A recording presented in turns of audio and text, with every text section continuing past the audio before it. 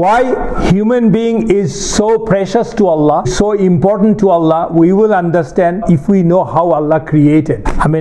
কতটা যত্ন নিয়ে, কতটা কনফিডেন্সের সাথে, কতটা ভালোবাসার সাথে আল্লাহ মানুষকে তৈরি করেছেন এবং সেই স্টেটমেন্টগুলি আল্লাহ কোরআনে দিয়েছেন, সেটা যদি আমি জানি, আমি বুঝতে পারবো আসলে আমার মর্যাদা কত উপরে। and I will not try to undermine myself. আমরা যে অপরাধগুলি করি, backbiting, stealing, doing whatever, basically at the end of the day I am doing injustice to myself, not to Allah.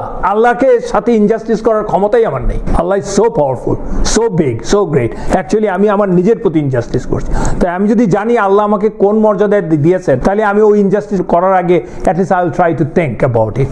That is one of the reason to know why and how Allah created human being. অন্য কোন সৃষ্টি সম্বন্ধে আল্লাহ এইভাবে বলেননি যা কিনা মানুষ সম্বন্ধে বলছেন। আল্লাহ কোরআনে বলছেন আমি মানুষকে তৈরি করেছি আমার 2 হাত দিয়ে। আল্লাহর 2 হাত কেমন সেটা আমরা জানি না। আল্লাহ বলছেন তার 2 হাত আছে, দ্যাটস গুড এনাফ। বিকজ আমার বোধের মধ্যে তো আসতে হবে আল্লাহ কিভাবে করছেন, আল্লাহ দেখছেন, আল্লাহ শুনছেন। আল্লাহ যদি আমাকে না বলে আমি তো বুঝবো না, কিন্তু আল্লাহ কিভাবে দেখছেন, আল্লাহ কিভাবে শুনছেন, আল্লাহ কিভাবে 2 হাত আছে, that I don't know. That is befitting to Allah.